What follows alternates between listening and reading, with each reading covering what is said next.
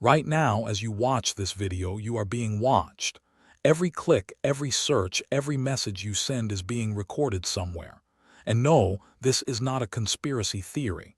This is documented fact. You are being watched. Your phone knows where you slept last night.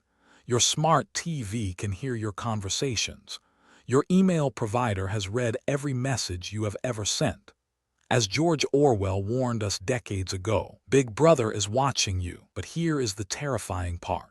Orwell was wrong about one thing. He thought it would be forced upon us. Instead, we invited Big Brother into our homes. We paid for it. We carry it in our pockets. We gave it a name and asked it to play our favorite songs. The surveillance state is not coming. It is already here. And by the end of this video, you will understand exactly how deep this rabbit hole goes. What governments know about you. What corporations sell about you. And most importantly, what you can do about it. But first, let me show you something that will make you question everything you thought you knew about privacy. Think about your smartphone for a moment. You probably cannot remember the last time you went a full day without it. It is the first thing you touch in the morning and the last thing you see at night. But here is what they do not tell you. Your phone is the most sophisticated surveillance device ever created. And you paid for it yourself. Every single app you have installed is collecting data about you. Not just what you search for, not just what you buy. Your location every single second, how fast you walk, how long you sleep, who you talk to, even how you hold your phone. In 2013, Edward Snowden revealed that the NSA was collecting phone records of millions of Americans.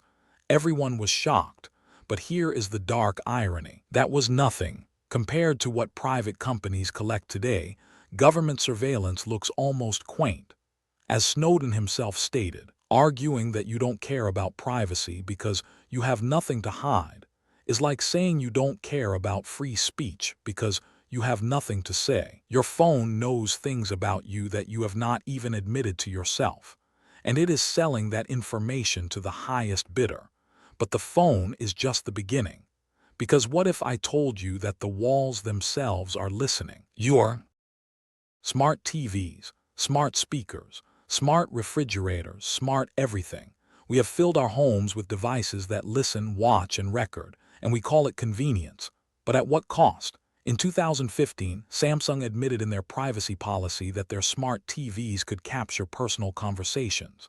Their exact words were that users should be aware that their spoken words would be captured and transmitted to a third party. Let that sink in. A television, listening to your private conversations, sending them to unknown companies, always listening, always watching. Amazon's Alexa keeps recordings of everything you say to it. Google does the same. Employees at these companies have admitted to listening to private conversations, arguments between couples, sensitive medical discussions, even intimate moments.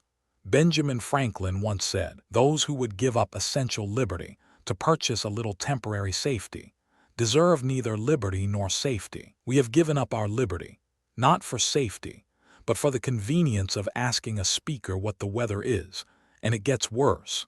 Because these devices are not just listening in your home, they are creating a profile of who you really are, which brings us to something far more sinister. Shadow profile. Have you ever talked about something with a friend only to see an ad for that exact thing minutes later? Most people assume their phone is listening to their conversations, but the truth is somehow more disturbing. They do not need to listen. They already know. Companies like Facebook, Google, and data brokers have built what are called shadow profiles. These are detailed psychological models of who you are, what you believe, what you fear, what you desire. They track not just what you do online, but what your friends do, what websites you visit even when you are logged out, how long you pause on certain posts before scrolling. They know you better than you know yourself. A former Facebook executive admitted in 2017 that these systems are designed to exploit human psychology. They create feedback loops of validation that keep you addicted and predictable. As the philosopher Mitchell Foucault observed, visibility is a trap. The more visible we make ourselves online, the more controllable we become. Your shadow profile knows your political views before you have fully formed them. It knows you are pregnant before you have told your family. It knows you are depressed before you have admitted it to yourself. But this is just data collection. What happens when governments get involved? Government. In 2013, the world learned about PRISM, a secret NSA program that gave the U.S. government direct access to servers of 9 major internet companies. Microsoft, Google, Facebook, Apple, Yahoo, all of them, millions of emails, video chats, photos, stored files, all accessible to intelligence agencies, without a warrant, without your knowledge. And this was just one program. There is Xkeyscore, which allows analysts to search through vast databases of emails and online activity. There is Mystic, which records every single phone call in entire countries. Every call, every word. The UK has Tempora, which taps directly into fiber optic cables. China has the Golden Shield. Russia has SORM. Every major government on Earth is watching its citizens. As journalist Glenn Greenwald wrote after breaking the Snowden story, a society where everyone knows they can be watched is a society where people conform and obey. The goal is not necessarily to catch criminals or terrorists. The goal is control. When people know they might be watched, they censor themselves. They become obedient. They stop questioning authority. But governments are not the only ones with this power. There is a darker alliance forming. Corporate. Here is what they really do not want you to know. The line between government surveillance and corporate surveillance has completely disappeared.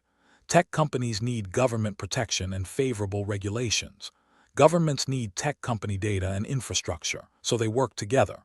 After the Snowden revelations, tech companies publicly protested. They claimed they were outraged. They demanded reform, but behind closed doors the partnerships continued. In some cases, they deepened. Public outrage, private cooperation. Data brokers like Palantir sell software directly to intelligence agencies. Social media platforms quietly flag certain posts to law enforcement. Cloud storage providers hand over your private files upon government request. As author Shoshana Zuboff describes in her research, surveillance capitalism unilaterally claims human experience as free raw material for translation into behavioral data. You are not the customer. You are the product. Your attention, your behavior, your thoughts themselves have become commodities traded between corporations and governments. This alliance has created the most comprehensive surveillance network in human history, and it is only getting more sophisticated, because there is a new technology that changes everything. AI revolution. Until recently, surveillance had a bottleneck: human attention. There was too much data for any government to actually monitor, but artificial intelligence has removed that limitation.